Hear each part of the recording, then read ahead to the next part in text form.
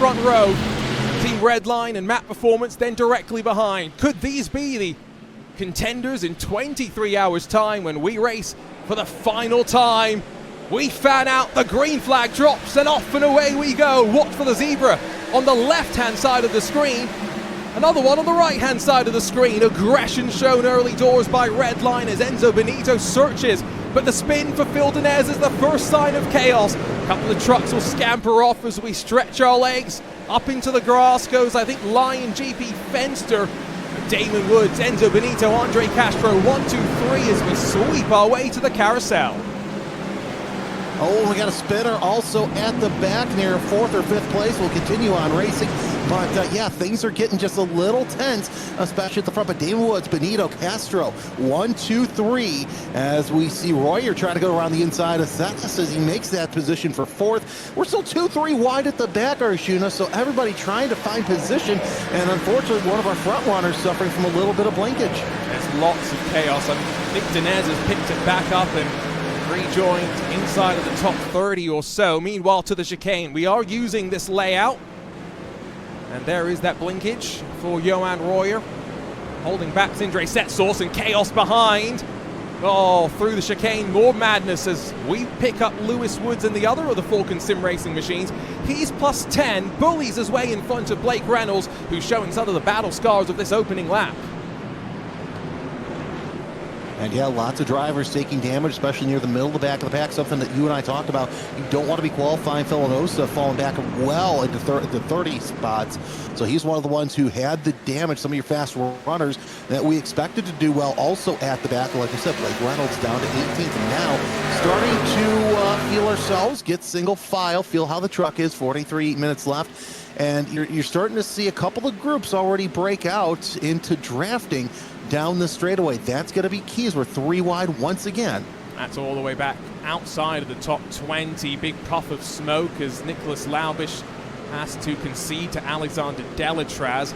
Meanwhile, Phil Denez is already back up into the top 20. I mentioned how much chaos there has been. Kind of see from the left side, Laubish plus 17, behind him Delatraz plus 13 now. Very, very gingerly they tiptoe their way through.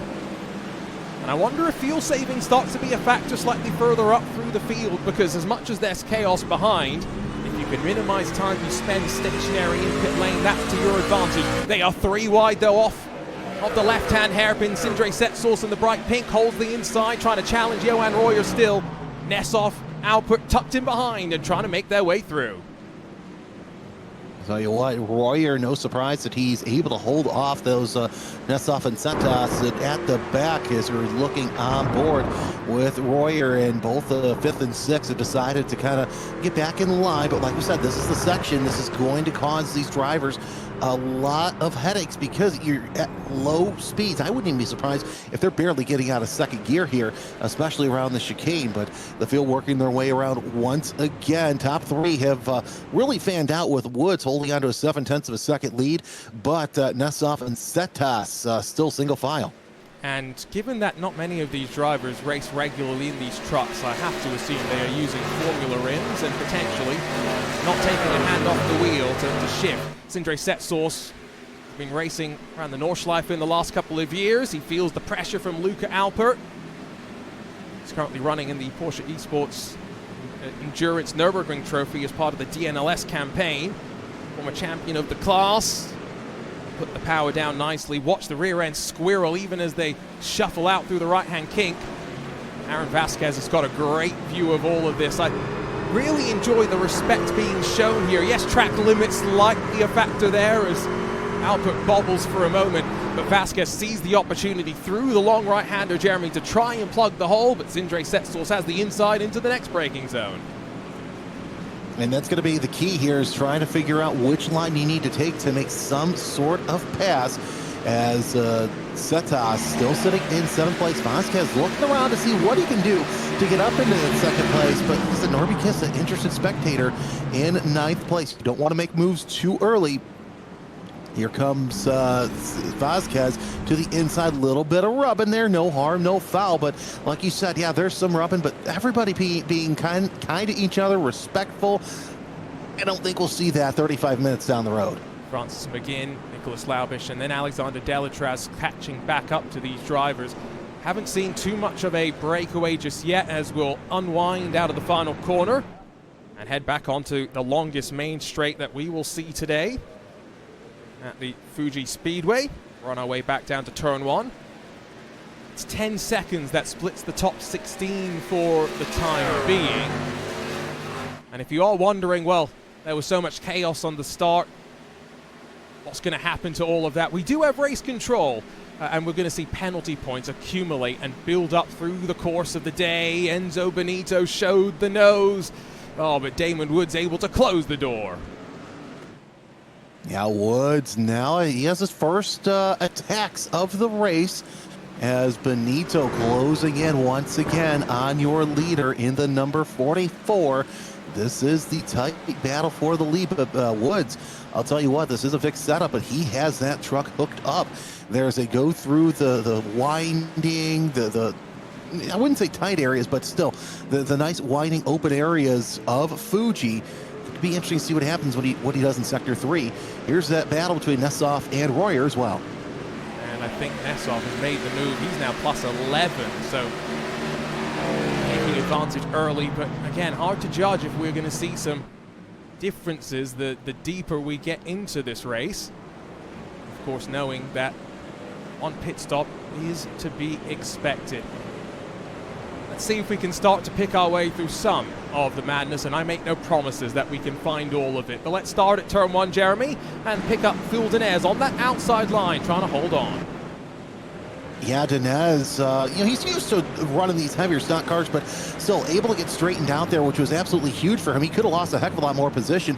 Not sure who that was that spun off at turn 1. We saw that in the distance, but yeah, here's Dinez, gets that touch from the 26, and yeah, that kind of set off the chain of events we saw throughout the lap. There was a lot more that went on. Hard to pick through all of it. Although I can tell you that only Ride SimSport had to make a trip to pit lane, so they seem to have got the worst of then what happened out through 100R back up to turn 1. Let's see if we can now grab that look at what's going to happen. First out of the left-hander, the kink at Coca-Cola.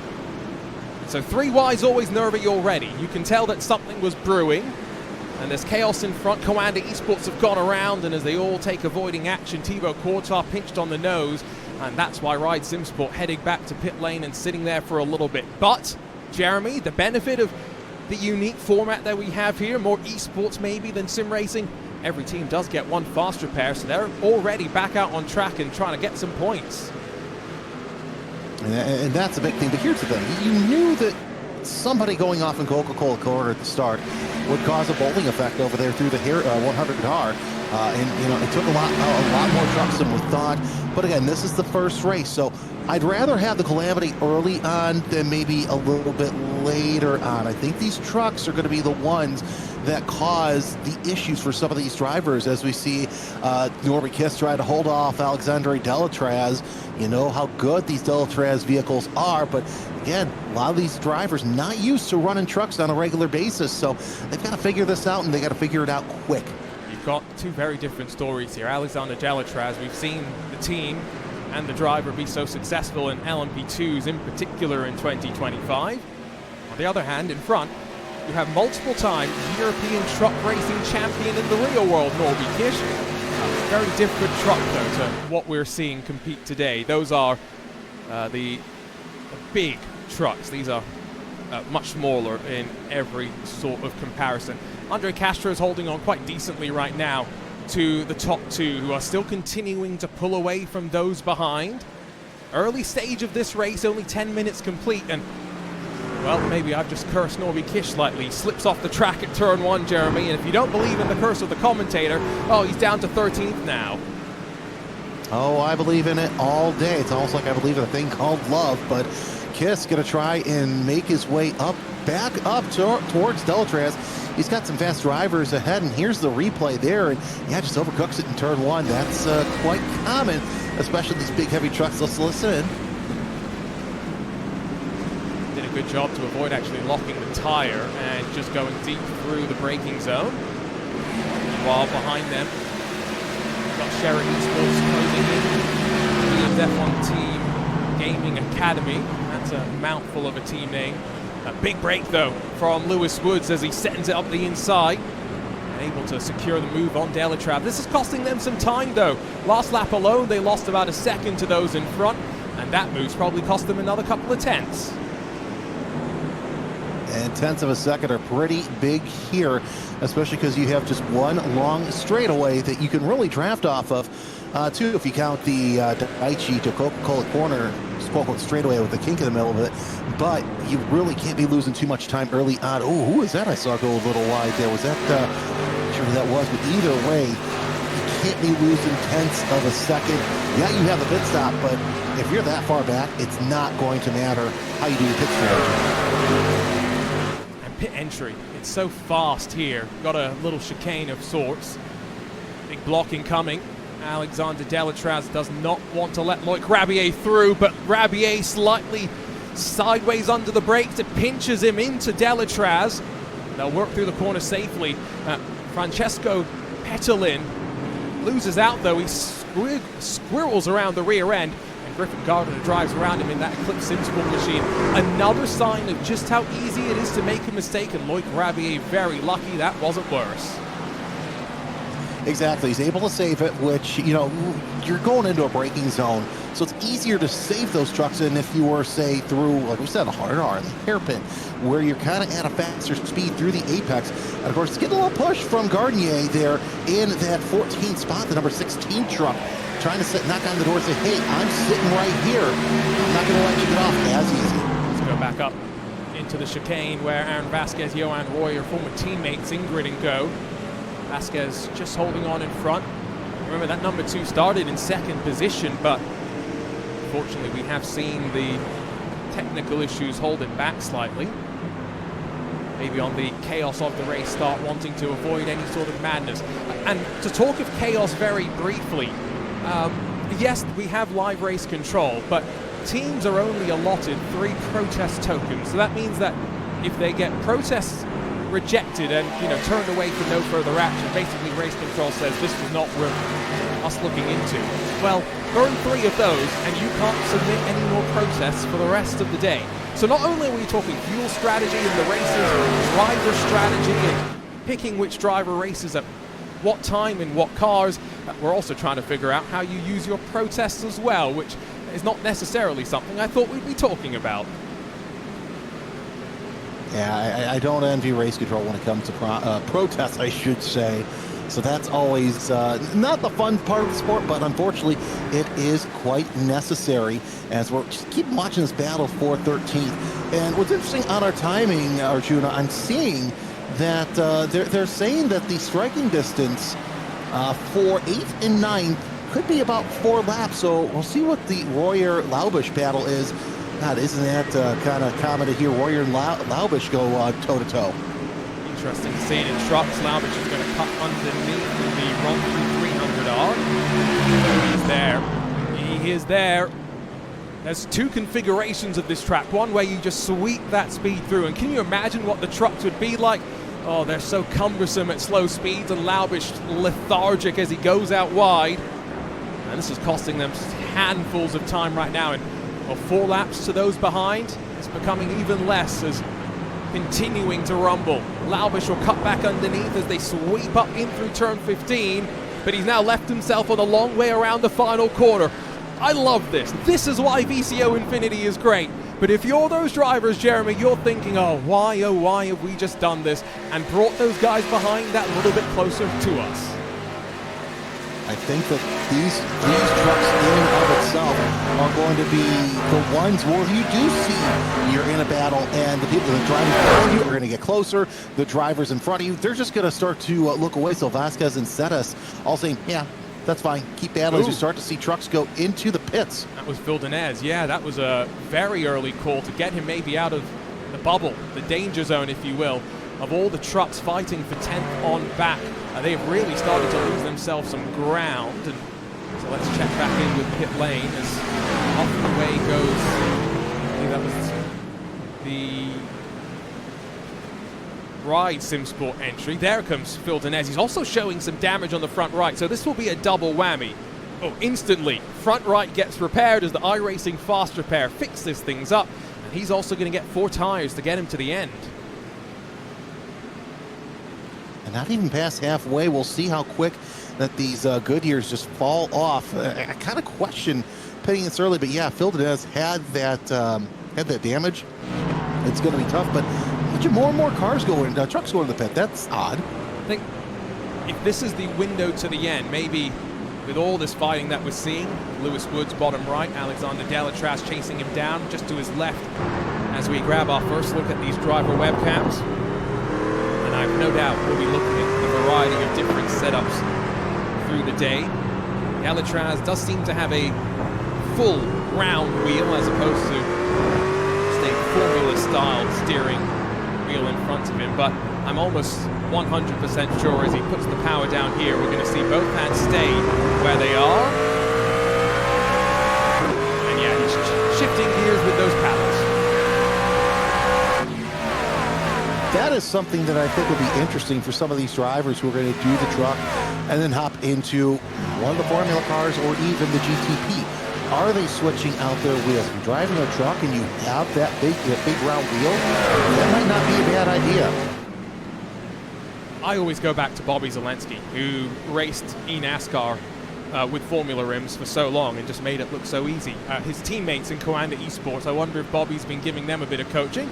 Victor Wolfson fighting with Yuri Toman in the Vitality sim racing machine. For those who watch iRacing, you may not be so familiar with Yuri Toman, but Vitality, formerly R8G for many of their drivers and management behind the scenes. Great to see them back in the world of VCO Infinity and hoping for a bit more. Jeremy, you were right about number of cars in pit lane, because now we've got about a full dozen, I would say, that have made their first trip down. And I wonder if any of these drivers at the front, Andre Castro, Alexei Nesov starting to squabble, will think they want to pit and get out of trouble. Oh, trouble as Castro disappears for a second. If you're trying to get out of traffic, a little bit of a slide there going through the next corner. If you're trying to get out of traffic, it's a great move, but I still question it. I figure we would start to see most of your pit stops within 7 minutes, but I mean, Albert, Nessoff still neck and neck going down that final corner. Yeah, I don't know. Like I said, probably just get out of traffic, which is a smart move if you think about it. You can see Alexei Nessoff bottom left, Luca Alpert to his right. Alexei Nessoff, another one who's been doing his fair share of GT3 racing in the last 12 months. Great to watch. In front of them, I mentioned Andre Castro has some experience in these cars, as we see one car blending off of pit lane. He's run a total of 5 races in what is now known as the NASCAR Xfinity, or used to be known, I should say, as the NASCAR Xfinity Series, now the NASCAR O'Reilly Auto Parts Series. Don't actually know if he's raced in these trucks before. You know, they are very different machines fundamentally, especially the modern Xfinity cars. Jeremy, they have, what, 900 horsepower, and they're just trying to rip the rear wheels off the ground underneath you. Well, it sounds like it. Of course, if you think back a couple of years ago, that rear axle got ripped off of Marco Andretti at COTA, so it is possible to see that. But, you know, it's a very different fundamental race that you have to do here in the trucks. Look at you last night with Cletus McFarlane. He's so used to doing ARCA. Well, you know, here's the thing. You have all that downforce at the back because of the bed, so that made things just a little bit difficult. Ended his night a little early as you're watching Setas look at the Nessoff-Alpert battle for 4th place. We'll see if any of these guys come into the pits as they've caught up to the Team USA scholarship winner and Andre Castro. Yeah, that's the other thing about Andre Castro. Let's not forget he does have those road racing credentials as well. Not seeing traffic be a factor necessarily, which could always be something to watch given the varying levels of skill we have and the pit stop battles that we are seeing. Now that is definitely a couple that are indicating to driver's right-hand side and down towards the pit lane. I'm not sure if that's anyone outside of Nicholas Lauder. So the first nope, never mind. It was Aaron Vasquez in the map performance number 30. So the first driver from inside the top 10, Jeremy, has called it down to pit lane. And it's still a little early, but I think, it might be the right call, especially since he was in traffic for quite some time. Get out there and try the undercut. Maybe it'll work, but either way, we're starting to see more and more of those drivers at the back of the pack coming in to make their compulsory pit stop, and still watching this battle. And yeah, you're talking about Castro as well. I think he might be the only one who has real-life experience, at least in the stock cars and the NASCAR O'Reilly Auto Parts Series. I don't think he has any Craftsman truck experience. I could be mistaken, but then again, most of Castro's experience in road races is on the street course in Chicago. Feeling the pressure from behind, though. And this is a very different road course to anything, I think, in the US, really. Wide open expanse on either side to make mistakes. It's rather new in that regard, but old school in the way the elevations do flows. Ride the anti-cut curve on the inside that, well, for Super Formula lights that we'll see later on tonight, will be a very different story about how they can run aggressively through there. I think the main thing that Andre Castro probably can take from his stock car experience is the patience that you need to drive these cars. It's the time off throttles occasionally, the willingness to stay at partial throttle and slowly ramp up as you feel the traction. Sindre Setsource, What's Cooking Racing Adventures, they're cooking up a pit stop. Here he comes. So the front runners coming into the pits, and yeah, you talk about Castro. He's using that experience to kind of keep Albert Nessoff and Laubish, well, Laubish further away, but Albert and Nessoff at bay to try and keep them behind them. Let's see what Zetas can do here in the pit stop. I'm sure that the pit crew's just simmering, ready and waiting for the four-tire fuel stop. I guess really the question is, where does he bleed relative to, well, driver back out on track already, Aaron Vasquez winding his way to the line. Now, they do the left sides first, run around the left side, then scurry over to the right, and Vasquez, with the momentum already on his side, is going to be flying down to turn one and already clear of the now exiting Sindre Setsource. No driver changes in these races, just for the record, as we watch this little grouping now changing positioning. Castro back to fifth, Alpert and Nessoff slingshotting their way forward. And they want to do it before they enter pit lane because of how difficult it is to get into pit entry. You want clean road in front of you. Because you have to sacrifice Panasonic corner to signal that you are coming into the pits. So you really want to get these in laps as good and as quick as you can. As we see Nessoff losing a little bit of ground to Alpert, but Castro falling back just a little bit. I wonder what happened there to the young American. It looks like he's coming in the pits. That's what happened. I think his tires are gone. That's why he is going to be the next from inside the top 10 to dive in.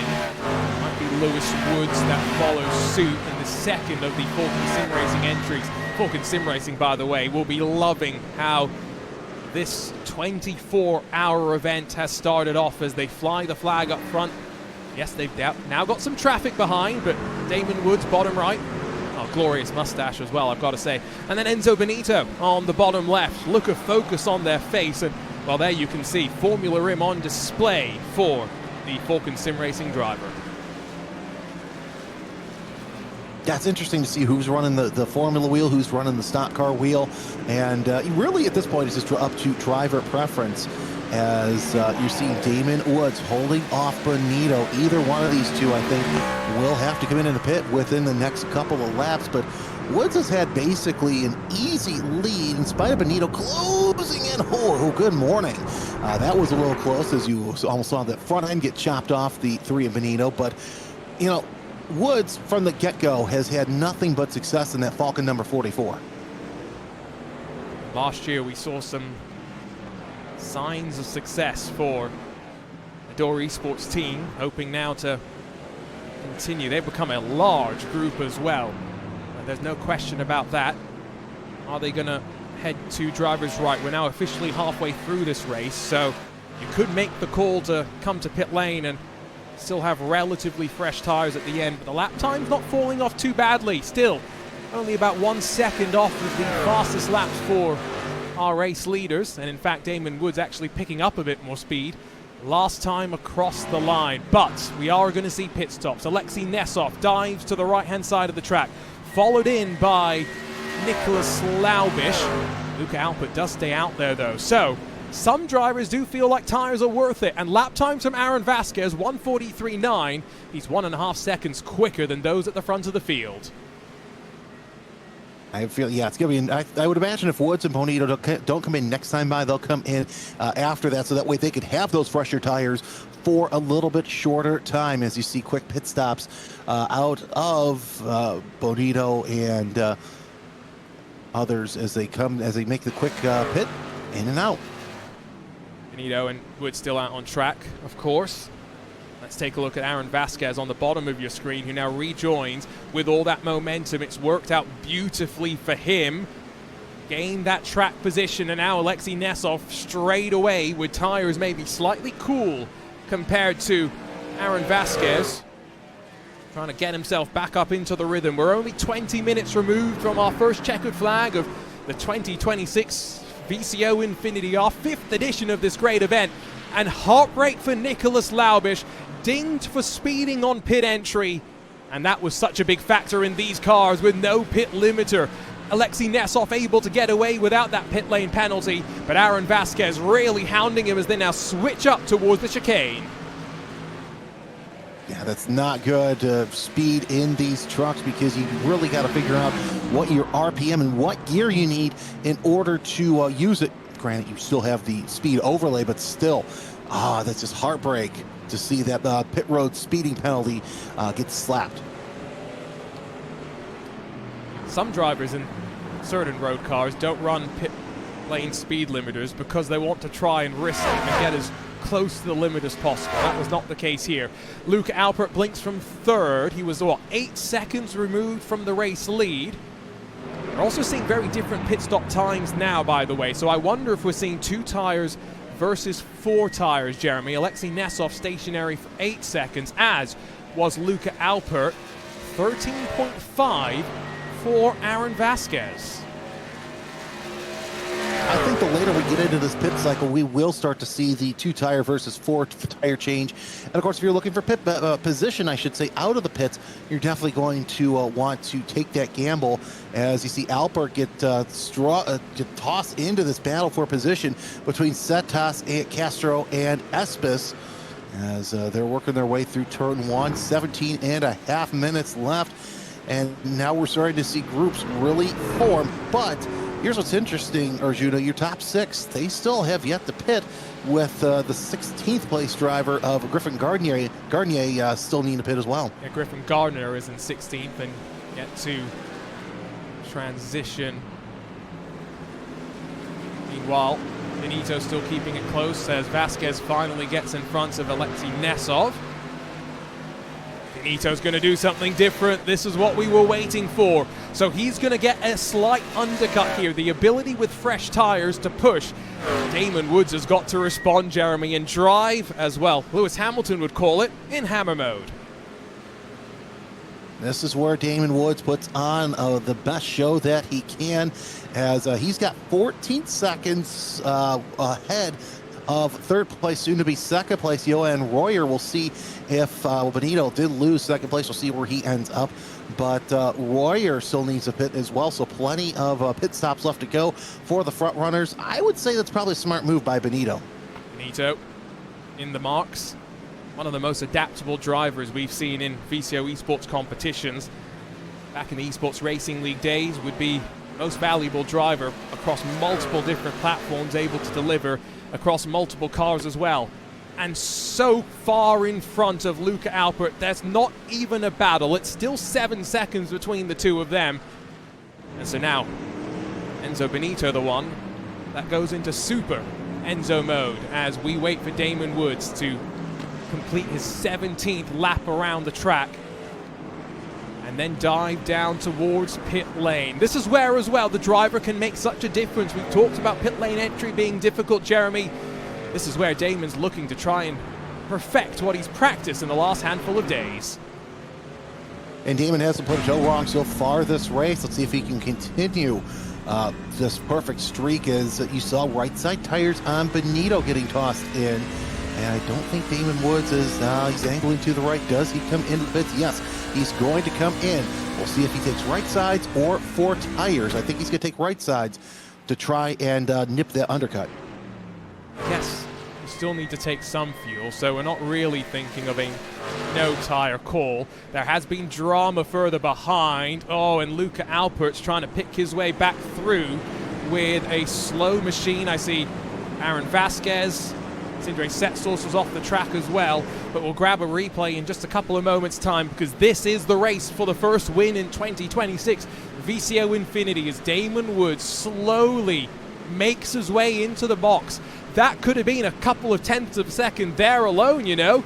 And as he now just waits to be released, off and away. Benito in the bottom of your corner, already up to speed. And already through. The undercut works a treat. And Team Redline in control with 14 minutes to go in race 1 of Infinity. And now Damon Woods sets off to chase instead of being the chased to get back up to the lead. A fantastic pit stop by Redline and Benito. It works. Let's see how long it takes these two to catch up to one another, or if Benito can shake off the early race leader. It's great to see Redline back. We missed them in the last season of the Esports Racing League that of course was won by what they were then known as Rafa ERA Esports by EMM, but let's see what happened to the EMM Esports truck as Luca Alpert into the chicane behind the Impact SimSport number 6. Oh, he tries to clear himself working through the second part of the corner. Contact with Nessoff, hard contact as well. Vasquez runs into the 6 truck. Sindre Setsos, I think, is the only one, Jeremy, that comes through that unscathed. And that's always a good thing when you come unscathed, especially with these trucks. So still, even though everybody's spread apart, there's still going to be a little bit of argy-bargy, as our friend Galvin Fish would say.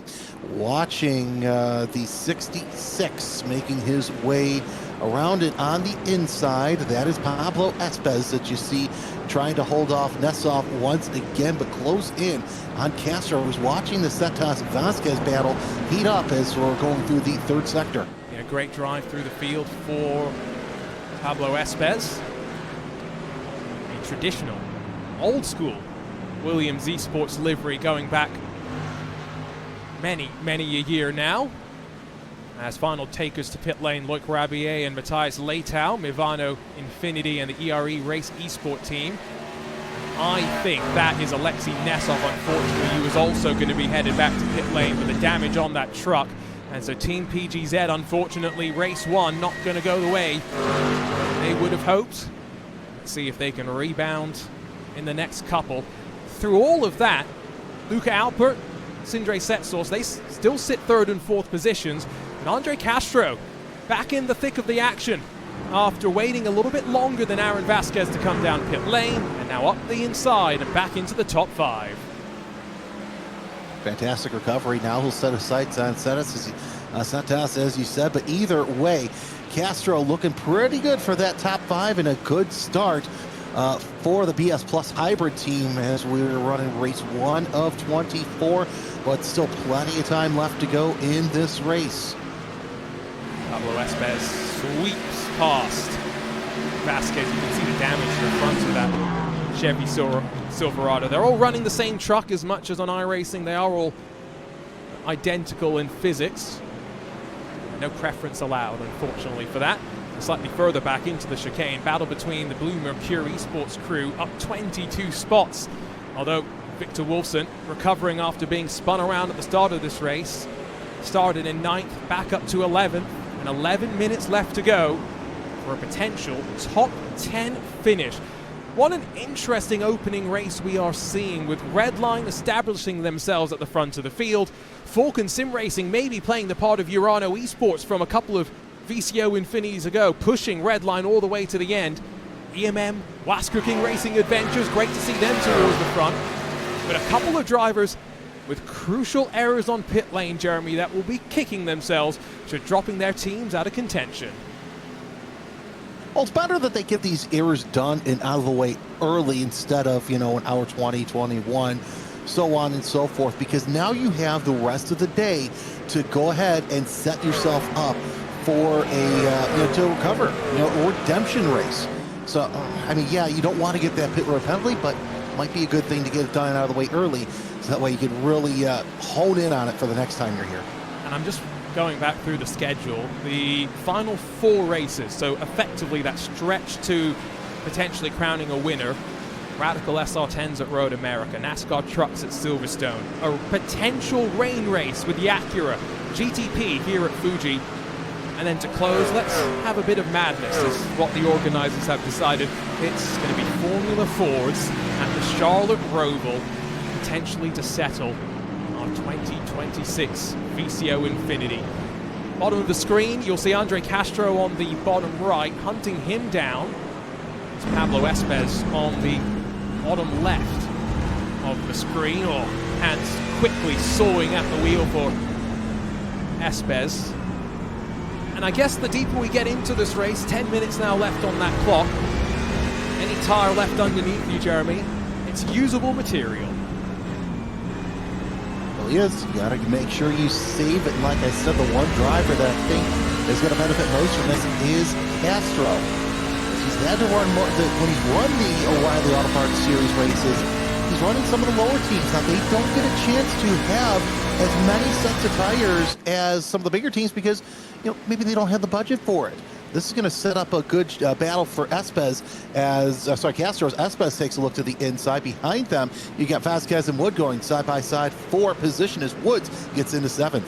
So 2nd and 7th for the Falcon Sim Racing teams. Now in our championship across 24 races, each car is scored individually. So it's not the best of the Falcon Sim Racing entries, no, it's just 2 separate entries from them. Going back to the point on teams that have paid the price, Grid and Go, Johan Royer, remember he sped on pit lane, so did Fiercely Forward.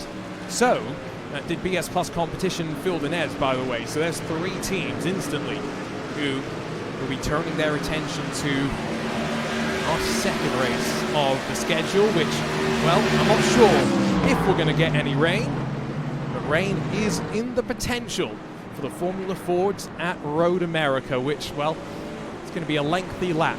Might even be able to bike around Road America as fast as those Formula Ford machines. Yeah, but here's the thing. It's uphill from 12 all the way to the start-finish line.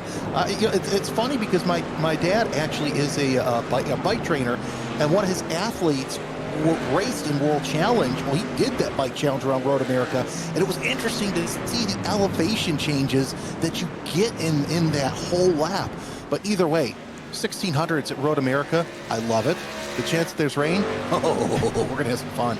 Question will be how much rain as well. That's not necessarily settled.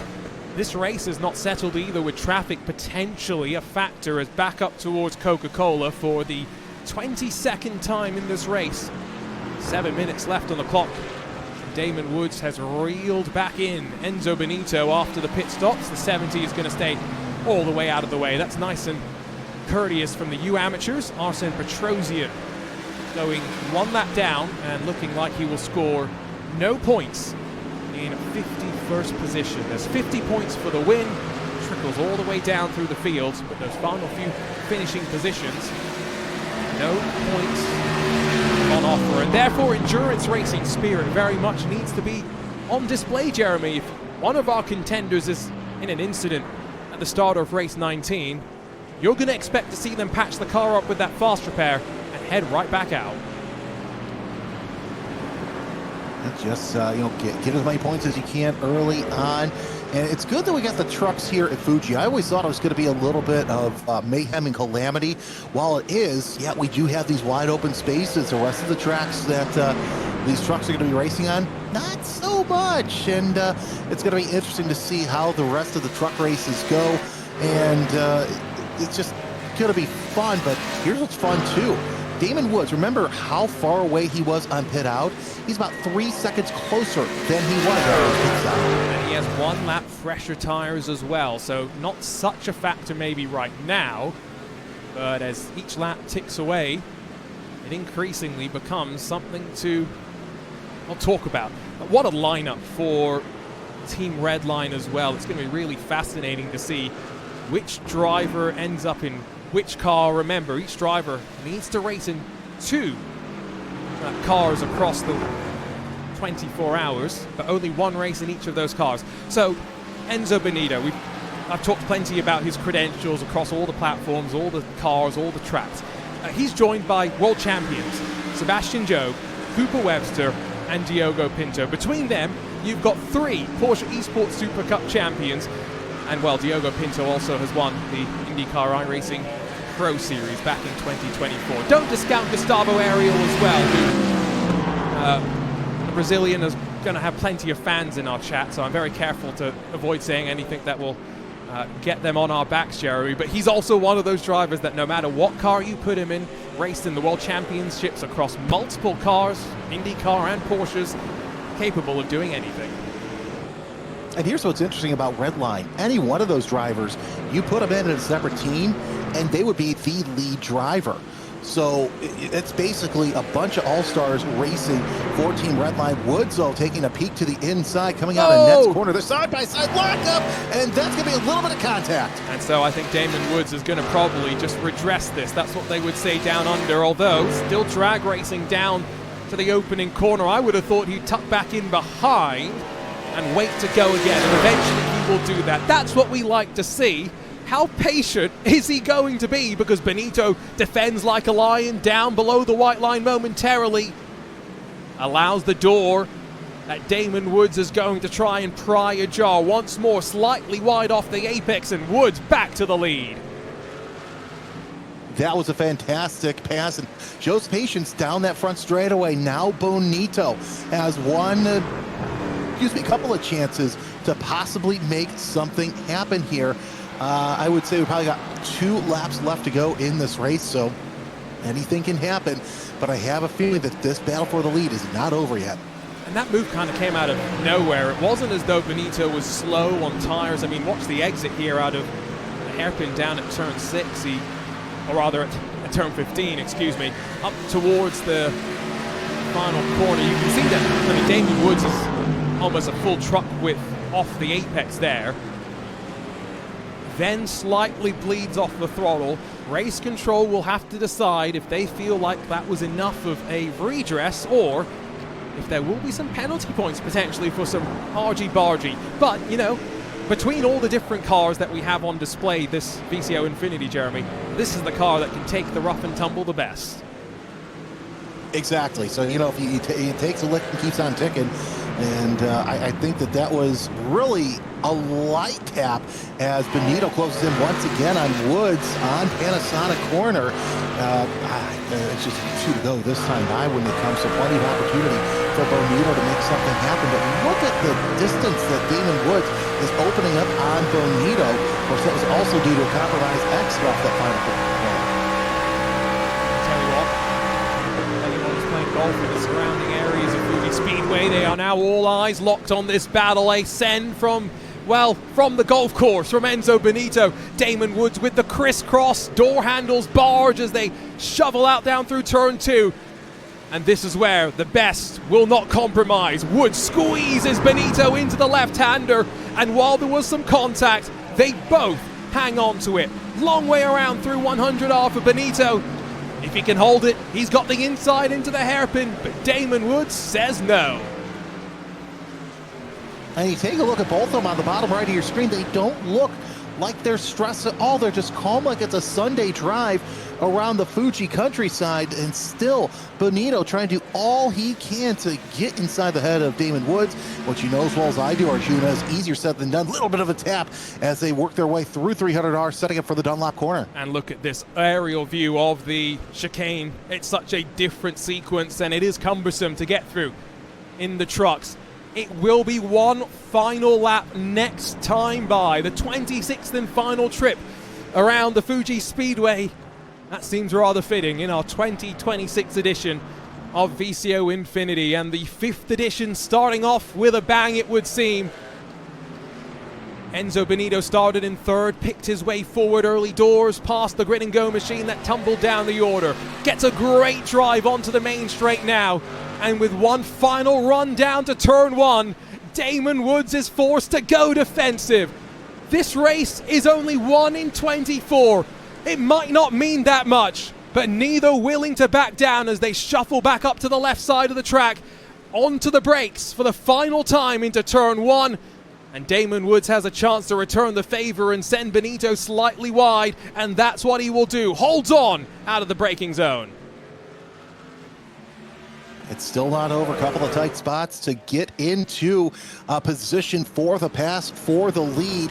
And these two have gone nose to nose all race long, as you're looking on board with Benito trying to size up Woods through the 100R for the final time and into the hairpin. Not close enough to make anything happen, but Arjuna, I've got to say this, no matter how this finishes, this has been a fantastic start to our 24 races. And I want to call out Vitality Sim Racing, Samantha Tan Racing Esports. They've been having a fun fight further down through the running order, but how can you take your eyes away from this? Luca Alpert's only 3/10 in front of Sindre Setsource as well, but for the lead in towards turn 10 for the final time. Did Benito show his hand a little bit too early? Maybe one last chance, Jeremy, into that final corner. And still plenty of opportunity as long as you set yourself up through next corner, which we have seen both Woods and Benito do. They've been able to close in, headed towards Panasonic corner. Look at the lean that Benito has on that truck.